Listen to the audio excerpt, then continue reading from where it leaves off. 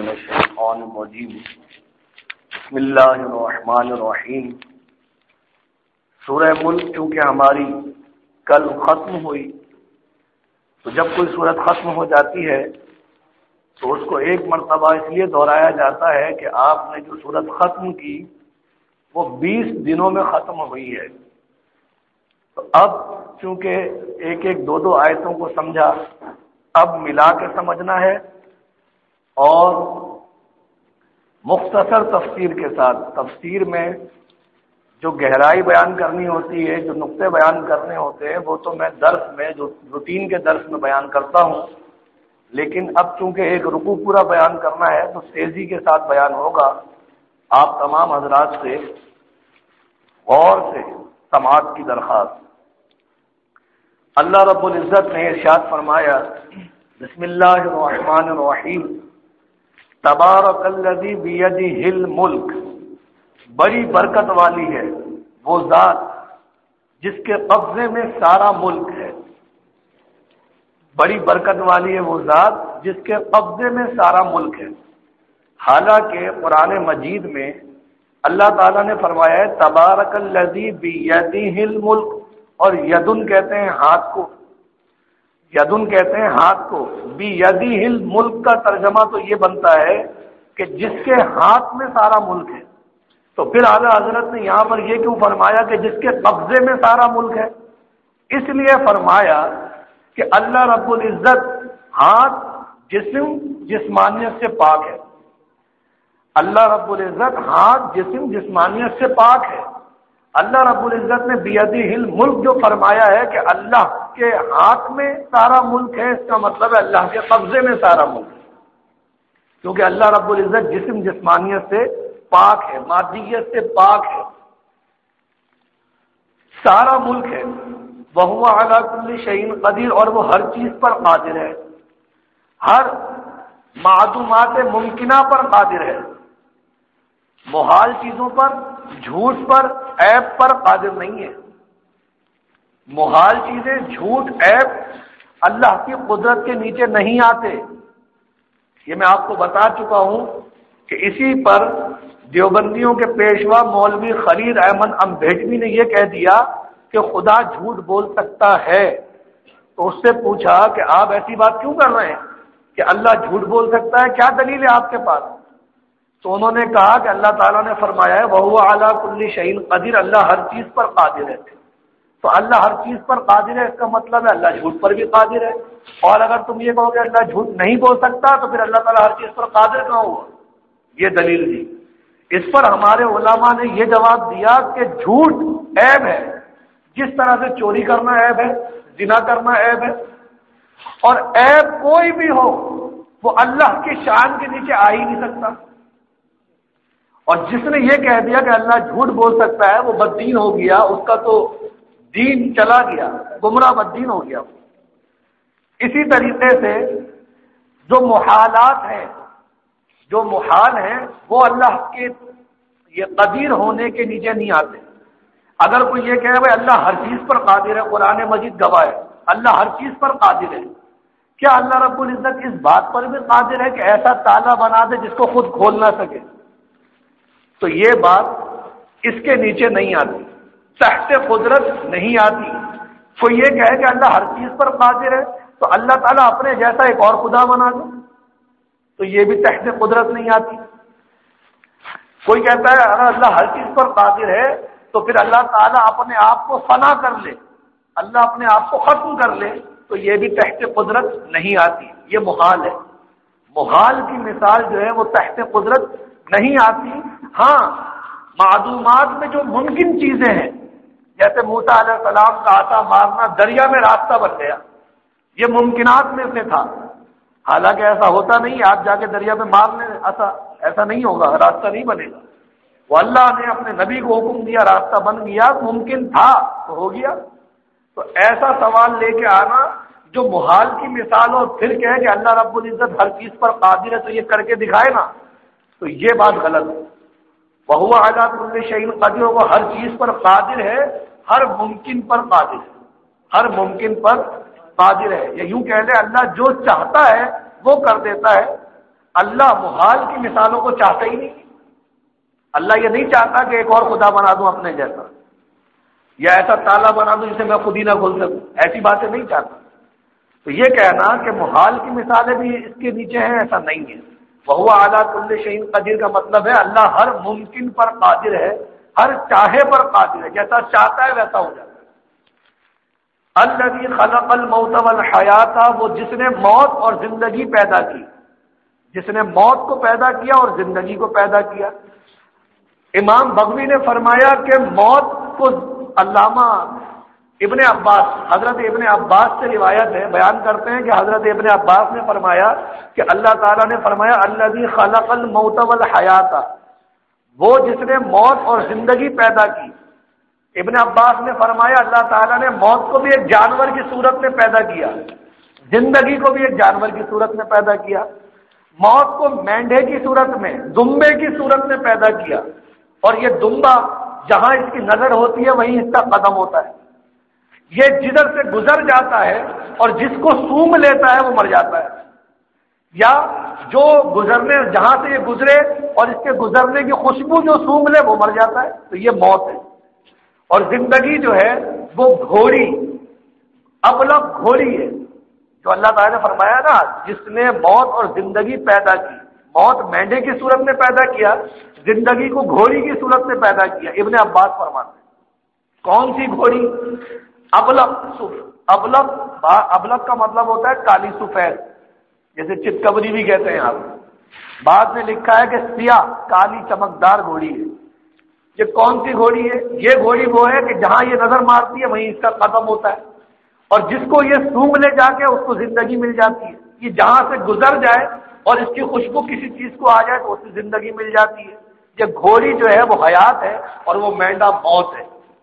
اب یہ گھوڑی پر مفسرین فرماتے ہیں یہ وہی گھوڑی ہے جب فرعون کا لشکر رک گیا تھا اور موسیٰ علیہ السلام دریا پار کر رہے تھے، حامان کے کہنے پر فرعون رک گیا، تو پھر اللہ نے فیصلہ فرما لیا تھا کہ دریا میں فرعون اس کے لشکر کو غرق کرنا ہے. تو جبریل امین کو بھیجا کہ جاؤ. جبریل امین جس گھوڑی پر بیٹھ کے آئے اور پھر اپنی گھوڑی کو فرعون کے گھوڑے کے سامنے ایسے ہلا جلا کے دریا میں اتار دیا، تو جب فرعون کے گھوڑے نے اپنے آگے گھوڑی دیکھی کہ دریا میں اتر گئی تو وہ بھی مچل گیا اور اس کے پیچھے ہو لیا، دریا میں اتر گیا. جب سردار فرعون دریا میں اتر گیا تو سارا لشکر دریا میں اتر گیا. جبریل امین اپنی گھوڑی کے ساتھ کہاں سے کہاں نکل گئے اور فرعون اس کا سارا لشکر غرق ہو گیا. یہ وہی گھوڑی ہے. سامری جادوگر نے اس گھوڑی، جبریل امین سوار تھے، اس گھوڑی کے قدموں کو دیکھا کہ جہاں یہ قدم رکھتی ہے وہاں سے گھاس اگتی ہے. اس نے وہی مٹی اٹھا لی تھی اور دریا پار کر کے پہنچا تو بچڑا بنا کے بچڑے کے منہ میں ڈال دیا، وہ زندگی پا گیا. جس کو لوگوں نے پوجنا شروع کر دیا یہ وہی گھوڑی ہے. ابن عباس کا قول. اور یہ مینڈا بھی وہی ہے کہ حضور علیہ السلام نے فرمایا کہ مینڈا موت ہے. موت کی جو شکل ہے وہ مینڈے کی ہے کہ جب جنتی جنت میں چلے جائیں گے، دوزخی دوزخ میں چلے جائیں گے، تو اب جنت والوں کو بلایا جائے گا کہ جنت والوں باہر دیکھو، جہنم والوں باہر دیکھو. تو جنتی ڈرتے ڈرتے باہر دیکھیں گے کہ کہیں ہمیں جنت سے نکالا تو نہیں جا رہا، اور جہنمی خوشی خوشی میں باہر کی طرف آئیں گے کہ ہمیں لگتا ہے ہمارا چیخنا چلانا کام آ گیا، شور مچانا کام آ گیا، لگتا ہے ہماری بخشش ہو گئی، ہمیں آزادی مل رہی ہے جہنم سے. تو سب جہنم کے گیٹ پر آ جائیں گے، دروازے پر آ جائیں گے. اب جنت اور جہنم کے درمیان میں مینڈے کو لایا جائے گا، وہی مینڈا جو موت ہے.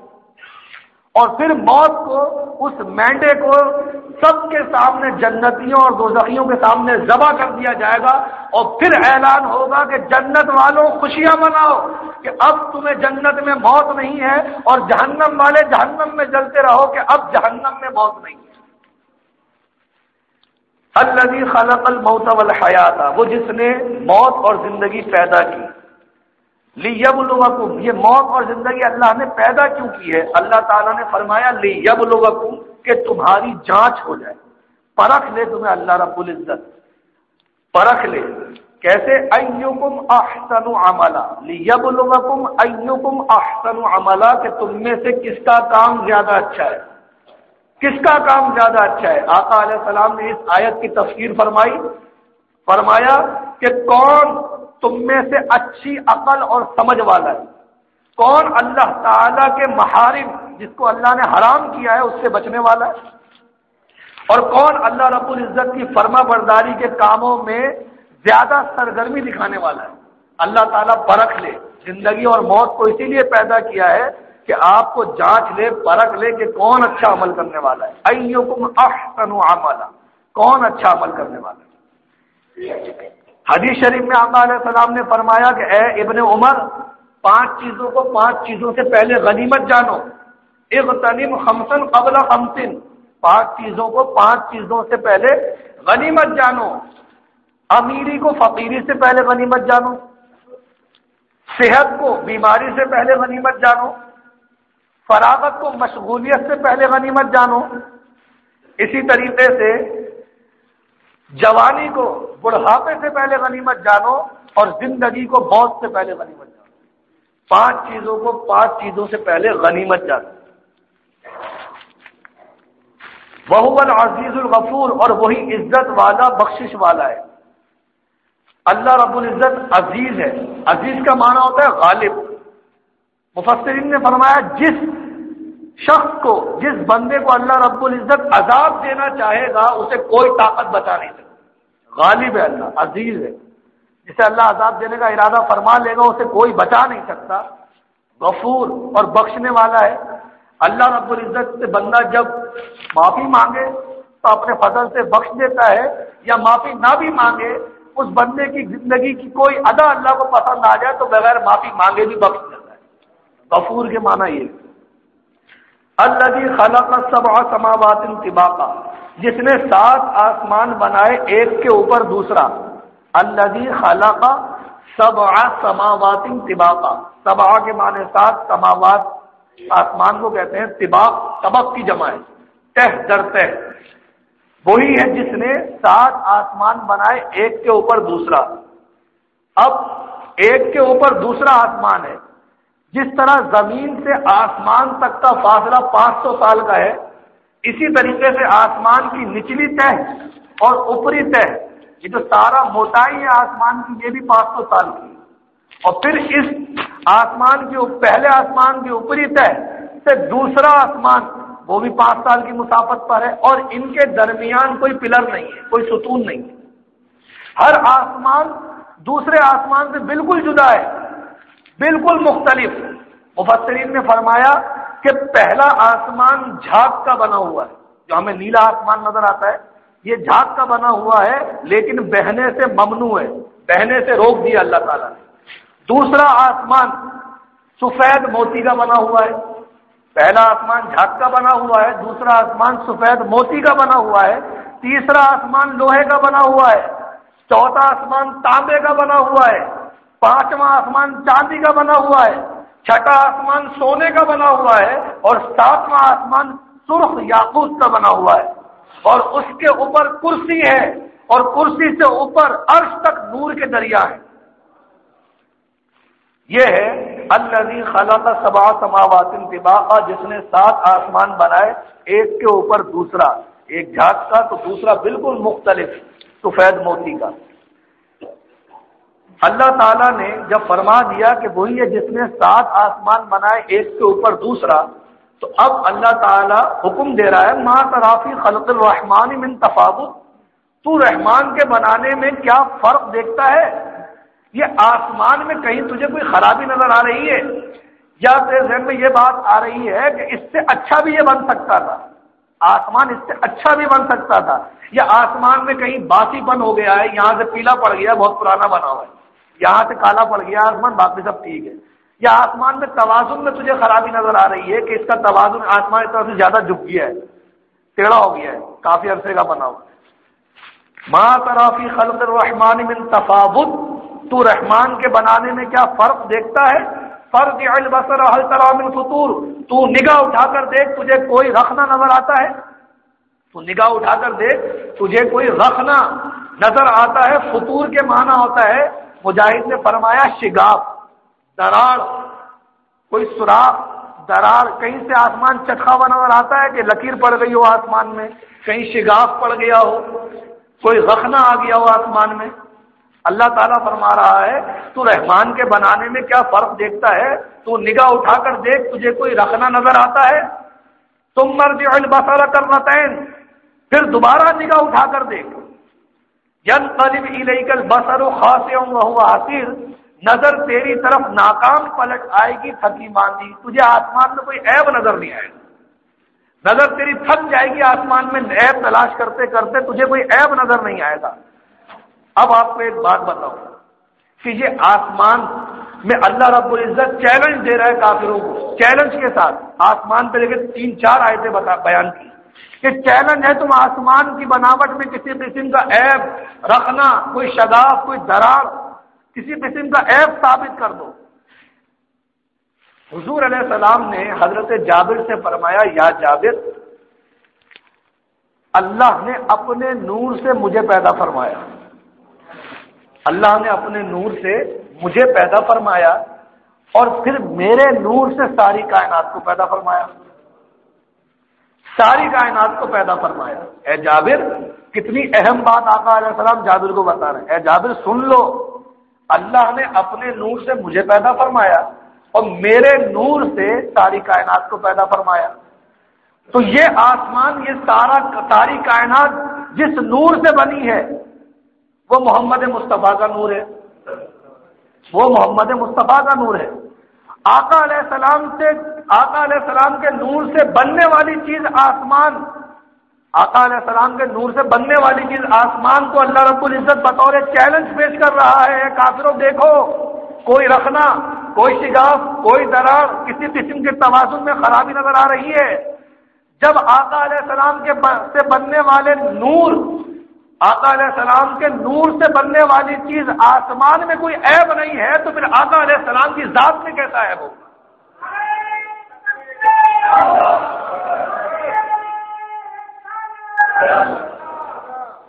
اعلیٰ حضرت فرماتے ہیں، وہ کمال حسن حضور ہے کہ گمان نقص جہاں نہیں، آپ سوچ میں بھی نہیں لا سکتے کہ کوئی عیب ہوگا آقا علیہ السلام، وہ کمال حسن حضور ہے کہ گمان نقص جہاں نہیں، وہی پھول خار سے دور ہے، وہی شمع ہے کہ دھواں نہیں۔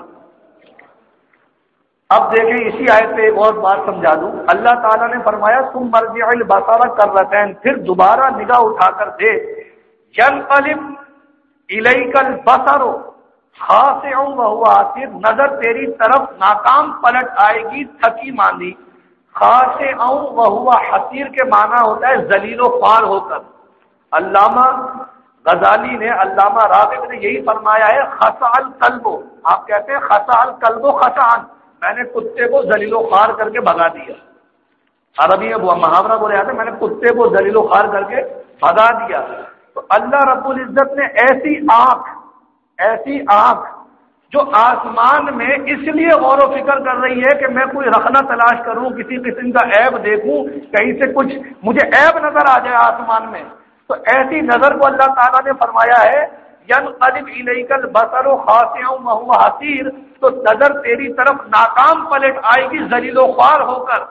تو جو محمد مصطفیٰ کے نور سے بننے والا آسمان میں عیب تلاش کرے، اس نظر کے بارے میں اللہ تعالیٰ نے فرمایا ذلیل و خوار ہو کے لوٹے گی، اور جو رسول اللہ کے ذات میں عیب تلاش کرے وہ ذلیل و خوار کر کے جہنم میں داخل کر دیا جائے۔ اعلیٰ حضرت فرماتے ہیں وہ جہنم میں گیا جو ان سے مستغنی ہوا ہے خلیل اللہ، تو حاجت رسول اللہ کی۔ اللہ رب العزت نے ارشاد فرمایا وَلَقَدْ زَيَّنَّا السَّمَاءَ الدُّنْيَا بِمَا صَابِيهِ، اور بے شک ہم نے نیچے کے آسمان کو چراغوں سے آراستہ کیا۔ نیچے کے آسمان کو، اوپر کا جو سفید موتی کا بنا ہوا ہے دوسرا والا، اس کی بات نہیں ہو رہی، تیسرا جو لوہے کا بنا ہوا ہے، چوتھا تانبے کا بنا ہوا ہے، پانچواں چاندی کا بنا ہوا ہے، چھٹا سونے کا بنا ہوا ہے، ساتواں سرخ یاقوت کا بنا ہوا ہے، ان کی بات نہیں ہو رہی۔ یہ جو جھاگ کا بنا ہوا آسمان ہے، دنیا کا آسمان، اللہ تعالیٰ نے فرمایا وَلَقَدْ زَيَّنَّا السَّمَاءَ الدُّنْيَا بِمَا صَابِيهِ، اور بے شک ہم نے نیچے کے آسمان کو چراغوں سے آراستہ کیا، اور سارے چراغ سے مراد ہے ستارے، اور ان میں سب سے بڑا چراغ ہے چاند، سب سے بڑا چراغ ہے چاند، اور زمین کی چھت ہے آسمان، زمین کی چھت ہے آسمان، اور چھت کو اللہ رب العزت نے چراغوں سے آراستہ کر دیا، تو اے بندہ مومن، یہ چراغا کرنا اللہ رب العزت کا آسمان میں کیا تیرے لیے تھا یا میرے لیے تھا؟ اللہ کا محبوب اس دنیا میں آنے والا تھا، جبھی تو یہ چراغا کیا ہے، جبھی تو یہ سارا چراغا کس کے لیے ہے؟ یہ آقا علیہ الصلوۃ والسلام کو اللہ رب العزت اس دنیا میں مبعوث فرمانا تھا، جبھی یہ سارا چراغا کیا۔ تو آج اگر بندہ مومن آقا کی آمد پر اپنے گھر کو سجا لے تو کون سی بری بات؟ یہ تو اللہ کی سنت ہے۔ وَلَقَدْ زَيَّنَّا السَّمَاءَ الدُّنْيَا بِمَصَابِيحَ، اور بے شک ہم نے نیچے کے آسمان کو چراغوں سے آراستہ کیا۔ اس پر میں نے بڑی طویل بحث کی تھی، ابھی ٹائم نہیں ہے۔ وَجَعَلْنَاهَا رُجُومًا لِلشَّيَاطِينِ، اور انہیں شیطانوں کے لیے مار کیا۔ آسمان کو چراغوں سے آراستہ کیا اور شیاطین کے لیے مار کیا، شیاطین کے لیے ان ستاروں سے مار کیا۔ مفسرین نے فرمایا کہ ستارے اپنی جگہ سے ٹوٹ کے، جسے آپ شہاب ثاقب کہتے ہیں، کچھ ستارہ جا کے نہیں لگتا شیاطین کو، ستارہ جا کے نہیں لگتا، بلکہ ستاروں میں سے شعلہ نکلتا ہے۔ ستارے اپنی اپنی جگہ قائم، ان میں سے ایک شعلہ نکلتا ہے جو شیاطین پہ پڑتا ہے، ان شیاطین کو جا کے لگتا ہے جو فرشتوں کی گفتگو سننے اوپر آتے ہیں۔ تو شیطان کو مارا جاتا ہے ان شعلوں کے ذریعے جو ستاروں سے نکلتا ہے، جو ستاروں سے نکلتا ہے۔ اب شیاطین کے اگر ہاتھ پہ لگے تو اس کٹ جاتا ہے، عقل ظاہر ہو جاتی ہے، بعض شیاطین مر بھی جاتے ہیں۔ شہاب ثاقب وَجَعَلْنَاهَا رُجُومًا لِلشَّيَاطِينِ، اور انہیں شیطانوں کے لیے مار کیا۔ وَأَعْتَدْنَا لَهُمْ عَذَابَ السَّعِيرِ، اور ان کے لیے بھڑکتی آگ کا عذاب تیار کیا۔ یہ شیاطین کے لیے بھڑکتی آگ کا عذاب تیار ہے۔ تو اب کافر یہ نہ سمجھے کہ میرے لیے تو ہے نہیں، کافر کے لیے تو ہے ہی نہیں بھڑکتی آگ کا عذاب، یہ تو شیاطین کے لیے ہے۔ تو اللہ تعالیٰ نے فرمایا وَلِلَّذِينَ كَفَرُوا بِرَبِّهِمْ، اور وہ لوگ جنہوں نے اپنے رب کے ساتھ کفر کیا، عذاب و جہنم ان کے لیے بھی ہے، صرف شیاطین کے لیے نہیں ہے، ان کے لیے بھی ہے، خواہ وہ جن میں سے ہو، انسانوں میں سے ہو یا شیاطین میں سے ہو۔ جس نے اللہ رب العزت کے ساتھ کفر کیا، عذاب و جہنم، ان کے لیے جہنم کا عذاب۔ اللہ تعالیٰ نے عذاب و جہنم کیوں فرمایا؟ مفسرین فرماتے ہیں کہ جہنم بنائے جہتام سے، اور جہتام کے معنی ہے چھیل دینا۔ جب جہنمی جہنم میں داخل ہوگا تو اس کا چہرہ چھیل دیا جائے گا، اس کی آگ جب لپٹ مارے گی تو اس کا چہرہ سکڑ جائے گا، چھل جائے گا۔ عذاب و جہنم وبئس المصیر، اور کیا ہی برا انجام ہے۔ بئس ساعہ برائی بیان کرنے کے لیے آتا ہے، اور نعمہ حبذا اچھائی بیان کرنے کے لیے آتا ہے۔ ہم کہتے ہیں نا نعم المولا و نعم النصیر، کیا ہی اچھا مولا ہے، کیا ہی اچھا مددگار ہے۔ تو نعمہ اچھائی بیان کرنے کے لیے آتا ہے، اور بئس برائی بیان کرنے کے لیے آتا ہے۔ بئس المصیر، اور کیا ہی برا انجام ہے، اور کیا ہی برا جہنم ٹھکانہ ہے۔ اب جہنم میں کافروں کو ڈالا کس طرح جائے گا؟ یہ کہا جائے گا کہ آؤ دروازے سے ذرا آؤ، آئیے تشریف لائیے جہنم میں آئیے، ایسے نہیں۔ اللہ تعالیٰ نے فرمایا اذا القوا فیہا، جب اس میں ڈالے جائیں گے۔ القا یلقی، القان کے معنی ہوتا ہے اوپر سے ڈالنا۔ آپ کہتے ہیں میرے دل میں ایک بات ڈالی گئی ہے، میرے دل میں ایک بات آئی ہے، آتی ہے نا اوپر سے ڈالی جاتی ہے۔ تو جہنم میں کافروں کو ذرا پروٹوکول نہیں دیا جائے گا آئیے جہنم میں جلیں، بلکہ انہیں جہنم میں اس طرح سے ڈال دیا جائے گا جس طرح بھڑکتی آگ میں لکڑیوں کو ڈالا جاتا ہے۔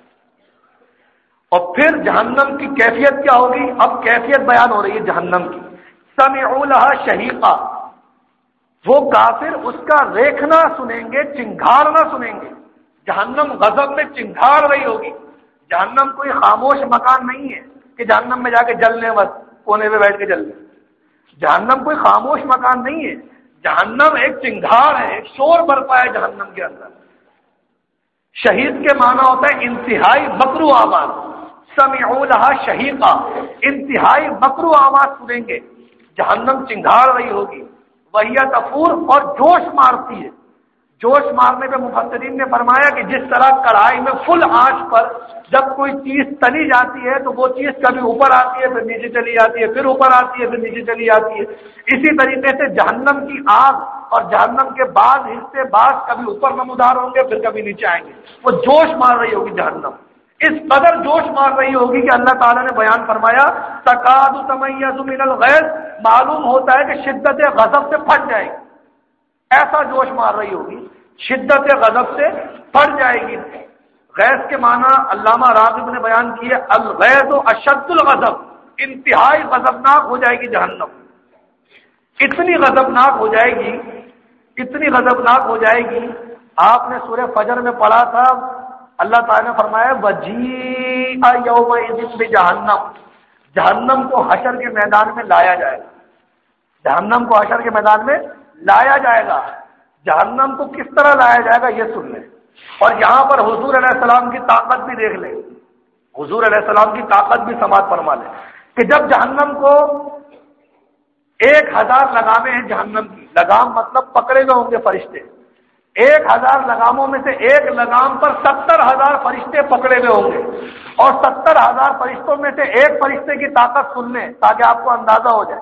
ایک فرشتے کی طاقت یہ ہے کہ اللہ اگر حکم دے کہ اے فرشتے زمین کو سارے پہاڑوں سمیت اٹھا لو تو وہ بلا تکلف اٹھا لے گا، اتنا طاقتور ایک فرشتہ ہے۔ ایک لگام پر 70,000 فرشتے ہیں اور 1000 لگامیں ہیں، جہنم کو کھینچ کے حشر کے میدان میں لایا جا رہا ہے۔ جب جہنم حشر کے میدان میں آئے گی اور کافروں کو دور سے دیکھے گی، کافروں کو دور سے دیکھے گی تو چنگھاڑنا شروع کر دے گی، غضبناک ہو جائے گی، غضبناک ہو جائے گی، اور اس قدر بے قابو ہو جائے گی جو پکڑ کے لا رہے ہوں گے فرشتے ان سب کو لتاڑ دے گی، فرشتے ادھر ادھر گر جائیں گے، لگامیں توڑ دے گی، بسک جائے گی جہنم کافروں کو دیکھ کر، اور پھر کتنے ہی کافروں کو لتاڑ دے گی، اور پھر جہنم یہ کہے گی کہ آج میں ان سے بدلہ لوں گی جو رزق تو خدا کا کھاتے تھے لیکن پرستش کسی غیر کی کرتے تھے۔ تو پھر جہنم کسی سے نہ سنبھلے گی، آقا علیہ الصلوۃ والسلام جہنم کے سامنے کھڑے ہو جائیں گے، اور پھر آقا علیہ السلام اپنے نور سے جہنم کو دھکیلیں گے حتیٰ کہ اس کی جگہ پر پہنچا دیں، نور سے مقابلہ کریں گے جہنم کا۔ تو یہاں پر اعلیٰ حضرت فرماتے ہیں ٹوٹ جائیں گے گناہگاروں کے فوراً قید و بند، حشر میں کھل جائے گی طاقت رسول اللہ۔ اللہ تعالیٰ نے فرمایا تکاد تمیز من الغیظ، معلوم ہوتا ہے کہ شدت غضب سے پھٹ جائے گی۔ کلما القی فیہا فوج، جب کبھی کوئی گروہ اس میں ڈالا جائے گا، جب کافروں کا ایک گروہ در گروہ ڈالا جائے گا، سألہم خزنتہا، تو اس کے دروغے ان سے پوچھیں گے، جہنمی دروغے ان آنے والے کافروں سے پوچھیں گے الم یاتکم نذیر، کیا تمہارے پاس کوئی ڈر سنانے والا نہیں آیا تھا؟ الم یاتکم نذیر، کیا تمہارے پاس کوئی ڈر سنانے والا نہیں آیا تھا؟ یہ نذیر کون ہے؟ حضرت ابو ہریرہ سے روایت کہ حضور علیہ السلام نے فرمایا کہ نذیر میں ہوں، نذیر میں ہوں، اور جہنم کا دروغہ پوچھ رہا ہے کیا تمہارے پاس نذیر نہیں آیا تھا، ڈر سنانے والا نہیں آیا تھا؟ دیکھ لو کہ جہنمی دروغے نے یہ اندازہ لگا لیا کہ جہنم میں وہی آتا ہے جو نذیر کو نہیں مانتا ہے، جو نذیر کو نہیں مانتا ہے۔ حالانکہ اس کو پوچھنا یہ چاہیے تھا، قرآن مجید گواہ ہے، لگتا ہے تو اللہ کا نافرمان تھا جبھی جہنم میں آ رہا ہے، جبتا ہے تو نے زکات نہیں دی تھی، حج نہیں کیا تھا، نماز نہیں پڑھی تھی، جبھی جہنم میں آ رہا ہے۔ اس نے ڈائریکٹ یہی سوال کیا الم یاتکم نذیر، کیا تمہارے پاس نذیر نہیں آیا تھا، ڈر سنانے والا نہیں آیا تھا؟ اب یہ کیا کہہ رہے ہیں کافر جو جہنم میں آ رہے ہیں؟ قالوا بلا، آیا تھا، آیا تھا۔ ان کی حالت تو یہ ہو گئی ہے کافروں کی، جہنم میں جا رہے ہیں، ابا کا شعر ہے نہ تو الستو گھر کہتا نہ میں قالوا بلا کہتا، نہ تو الستو گھر کہتا نہ میں قالوا بلا کہتا، نہ تو مجھ کو پیدا کرتا نہ میں تجھے خدا کہتا۔ ان کی حالت یہ ہو گئی ہے کہ کہتے ہیں کاش کہ میں دنیا میں مٹی ہوتا نہ پیدا ہی نہ ہوتا، کہ آج جہنم میں داخل تو نہ ہوتا۔ کہہ رہے ہیں قالوا بلا قد جاءنا نذیر، وہ کہیں گے کیوں نہیں، بے شک ہمارے پاس ڈر سنانے والا آیا تھا، فکذبنا، پھر ہم نے جھٹلایا، وقلنا ما نزل اللہ من شیء، اور کہا کہ اللہ نے کچھ نہیں اتارا، ان انتم الا فی ضلال کثیر۔ جب یہاں کافروں نے کہہ دیا وقلنا ما نزل اللہ من شیء اور اللہ نے کچھ نہیں اتارا، تو دروغے حیران ہو گئے اور حیرانیت سے کہہ رہے ہیں ان کافروں کو ان انتم الا فی ضلال کبیر، تم تو نہیں مگر بڑی گمراہی میں، تم نے تو بڑا کھایا، اتنا سب کچھ آنے کے باوجود بھی انکار کر دیا۔ اب کافر مزید کیا کہہ رہے ہیں؟ وقالوا لو كنا نسمع او نعقل ما كنا في اصحاب السعير، اور کہیں کہ اگر ہم سنتے یا سمجھتے تو دوزخ والوں میں نہ ہوتے، اگر ہم سنتے کس کی بات؟ نذیر کی بات. اگر ہم سنتے سمجھتے تو دوزخ والوں میں نہ ہوتے. دیکھیں یہ دو بات کہہ رہے ہیں. یہ جہنم میں جانے والے ایک بات نہیں کہہ رہے کہ اگر ہم سنتے تو دوزخ والوں میں نہ ہوتے. دو باتیں کہہ رہے ہیں. وقالوا لو كنا نسمع، سمع يسمع کے معنی ہوتا ہے سننا، او نعقل عقل سے. اگر ہم سنتے اور سمجھتے تو دوزخ والوں میں نہ ہوتے. ہم نے سنا ہی نہیں، سمجھا ہی نہیں. حالانکہ حضور علیہ السلام تو سب کو اعلان نبوت تھا نا، سب کو دعوت اسلام تھی.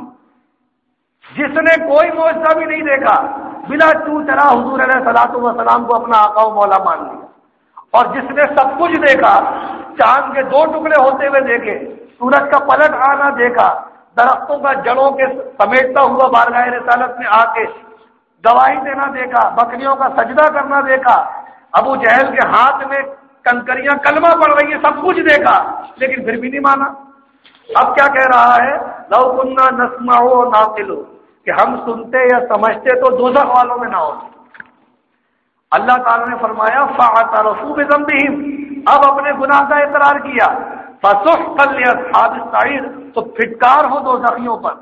پھٹکار کا ترجمہ اعلیٰ حضرت نے اس لیے فرمایا ہے کہ السحق کے معنی ہوتا ہے اللہ کی رحمت سے بہت دور ہو جانا. تو ایسا شخص جو جہنم میں گیا اس پر پھٹکار ہو گئی، گویا اللہ کی رحمت سے بہت دور ہو گیا.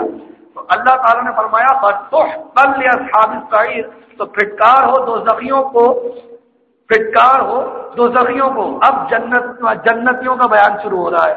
یہ انشاءاللہ عز و جل کل بیان کروں گا کہ اللہ رب العزت اب مومنوں کے بارے میں کیا فرما رہا ہے. یہ دوسرا رکوع انشاءاللہ عز و جل کل بیان ہوگا. وآخر دعوانا الحمدللہ رب العالمین. اللہم صل علی